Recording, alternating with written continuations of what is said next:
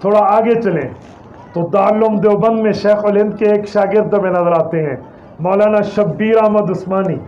یہ وہ شخص ہے جس شخص نے بانی پاکستان قائد اعظم محمد علی جناح کا ساتھ دیا اور یہ ملک معرض وجود میں آیا۔ ہمارا صوبہ سرحد جو تھا، یہ اسے NWFP کہتے تھے، نارتھ ویسٹ فرنٹیئر پروونس، شمال مغربی صوبہ سرحد، یہ ہندوستان کے ساتھ الحاق نہیں کر رہا تھا، پاکستان کے ساتھ الحاق نہیں کر رہا تھا، یہ علیحدہ ریاست تھی۔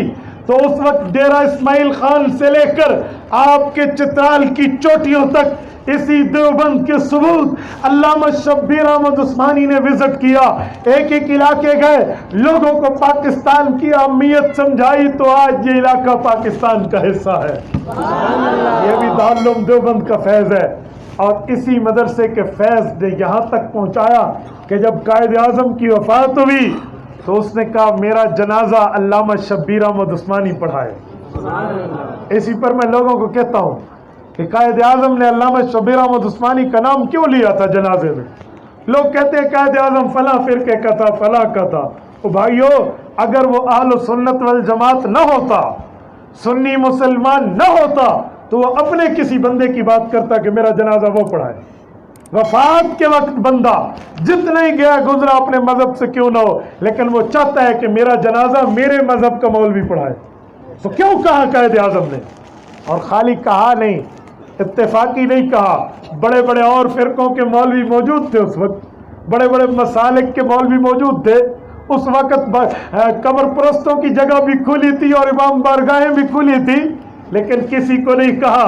ایڈی کام کے ذریعے اگر فون کرایا تو وہاں زیارت سے کراچی تو علامہ شبیر احمد عثمانی کو کرایا کہ قائد اعظم آپ کے ساتھی کہہ رہے ہیں میری طبیعت بہت خراب ہے، ان دنوں میں کراچی میں رہنا، باہر سفر نہ کرنا، اگر میں دنیا سے رخصت ہو گیا تو میرا جنازہ شبیر احمد عثمانی پڑے گا۔ تو اس سے پتہ چلا کہ قائد اعظم ٹھیک ہے کسی اور فیملی سے تعلق رکھتا ہو، لیکن یہ بندہ دوسری فیملی سے تعلق رکھ کے بھی علماء کی صحبت میں ٹھیک ہو گیا۔ فیملی اور تھی نا۔ ایک بندے نے مجھے کہا کہ قائد اعظم جب چھوٹے تھے تو ان کو مدرسہ سندھ الاسلام میں داخل کیا گیا، اور وہ ہمارے اعلی تشیع برادری کی درسگاہ ہے۔ تو میں نے کہا ٹھیک ہے، بچپن میں وہاں تھے، جب قائد اعظم کو جوانی ملی، علماء کی صحبت ملی، حضرت اشرف علی تھانوی رحمہ اللہ نے اپنی کیپ بھجوائی، اس نے سر پہ رکھی جسے جناح کیپ کہتے ہو، یہ اصل میں تھانوی کیپ تھی، اور حضرت تھانوی نے کہا تھا کہ 3 پیس چھوڑو، شلوار قمیض پہنو۔ قائد اعظم نے مان لیا، اس نے دعا کی اور شبیر احمد عثمانی دیا، تو اس کی صحبت نے قائد اعظم کو اہل سنت بنا دیا۔ تو شروع کی بات لوگ پیش کرتے ہیں، آخر کی پیش نہیں کرتے، تو یہ بھی تو دارالعلوم دیوبند کا فیض ہے۔ اور جب دارالعلوم دیوبند کے اس فیض نے ملک پاکستان کو معرض وجود میں لایا تو ملک پاکستان کی 2 جگہ 15 اگست 1947 کو پرچم لہرایا گیا، 14 کو بنا، 15 کو آزادی کا اعلان ہوا۔ تو 15 اگست 1947 کو کراچی میں جو old capital of the Pakistan ہے، پاکستان کا پرانا دارالخلافہ، اور ایک ہمارا ڈھاکہ مشرقی پاکستان کہتے ہیں، وہاں پر پرچم لہرایا۔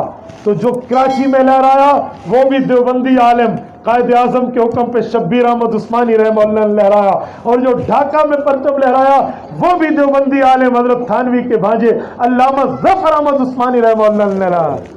اسی لیے میں کہتا ہوں قائد ملت اسلامیہ مولانا فضل الرحمان دامت برکاتہم کی زبان میں کہ پاکستان بنایا بھی ہم نے ہے، بچائیں گے بھی ہم۔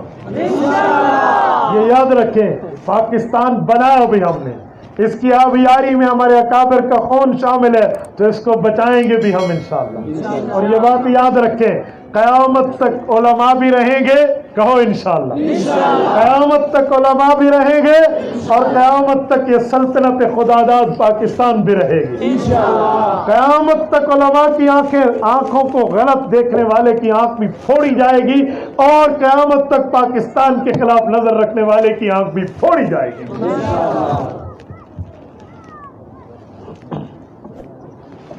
میں ایک جملہ مزید کہتا ہوں، دارالعلوم دیوبند کو اللہ نے حضرت شیخ الہند کا فیض یوں عطا فرمایا کہ ایک شخص دارالعلوم دیوبند کے عالم ہے جسے دنیا مفتی عزیز الرحمان عثمانی کہتی ہے، یہ وہ شخصیت ہے جس نے فتاوی دارالعلوم دیوبند کے 50,000 مسائل لکھ کے امت کو ایک فقہ کا انسائکلوپیڈیا دیا. اور میرے دوستو، حضرت شیخ الہند کے شاگردوں میں بطل حریت، تحریک آزادی کے ثبوت مولانا عبید اللہ سندھی رحمہ اللہ کا نام آتا ہے، جس شخص نے تحریک آزادی میں اپنی محنتوں کو شامل کر کے، اپنی جوانی کو شامل کر کے، اپنی صلاحیتوں کو شامل کر کے آج ہمیں آزادی کی جو ہے نا کیا کہتے ہیں، آزادی میں ہمارے لیے اس خون کے اندر اپنی محنتوں سے رنگ بھرا ہے. علامہ مولانا عبید اللہ سندھی رحمہ اللہ کے اعتراضات، تحفظات ان کے عقائد سے رکھتے ہوئے، لیکن ان کے قربانی سے کبھی بھی فراموش اور انکار نہیں کیا جا سکتا. میرے دوستو، یہ شیخ الہند کے دارالعلوم دیوبند کو سکوت کا فیض ہے جو اس طرح پوری دنیا کی چار دانگے عالم میں پھر رہا ہے.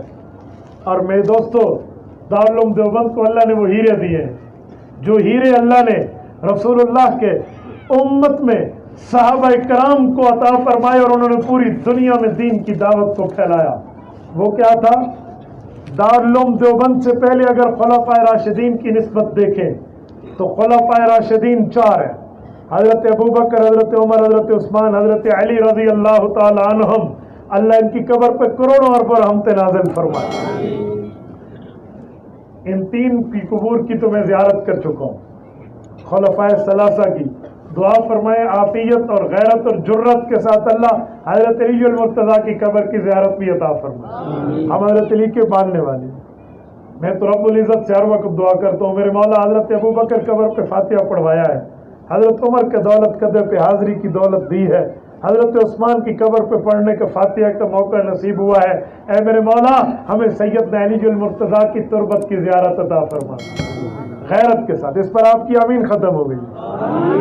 میں نے یوں دب کے نہیں جانا کہ کسی اور کے مذہب کو باندھتے ہوئے ضلالت میں جاؤں. ہم انشاءاللہ جائیں گے اور غازیان اسلام کے ساتھ جائیں گے. حضرت ابوبکر، حضرت عمر، حضرت عثمان، حضرت علی نے جو خدمت سر انجام دی ہے نا، تو اللہ نے دارالعلوم دیوبند کو یہ ہیرے دیے ہیں کہ ان 4 خلفائے راشدین کی اولاد دارالعلوم دیوبند میں موجود ہے. آپ کہیں گے کیسے؟ اگر آپ ہمارے اکابر کی سوانح حیات اٹھائیں تو آپ کو نظر آئے گا کہ حضرت مولانا حسین احمد مدنی رحمہ اللہ حضرت علی المرتضیٰ کی اولاد ہے.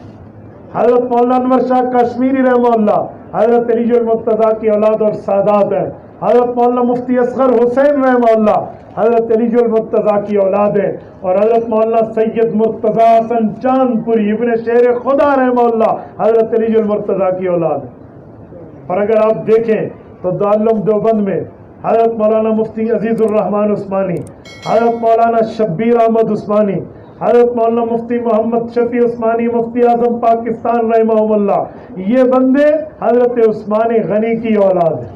اور دارالعلوم دیوبند میں دیکھیں، دارالعلوم دیوبند سے تھوڑا پہلے حضرت مجدد الفسانی شیخ احمد سرہندی رحمہ اللہ، اور دارالعلوم دیوبند میں حکیم الامت مجدد الملت حضرت مولانا اشرف علی تھانوی رحمہ اللہ، یہ حضرت عمر فاروق کی اولاد ہے اور فاروقی نسل ہے. اور دارالعلوم دیوبند میں قاری محمد طیب قاسمی رحمہ اللہ، حضرت مولانا محمد احمد رحمہ اللہ، حضرت مولانا محمد قاسم نانوتوی رحمہ اللہ، یہ حضرت ابوبکر صدیق کی اولاد ہے. اس وقت دین پھیلایا ان 4 نے تھا، تو اب ان 4 کی اولاد نے دارالعلوم دیوبند میں جمع ہو کر دین کی خدمت کا بیڑا اٹھایا.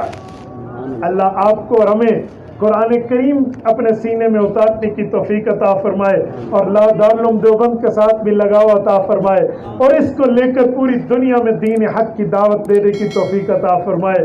اقول قولی ھذا واستغفر اللہ وآخر دعوانا ان الحمد للہ رب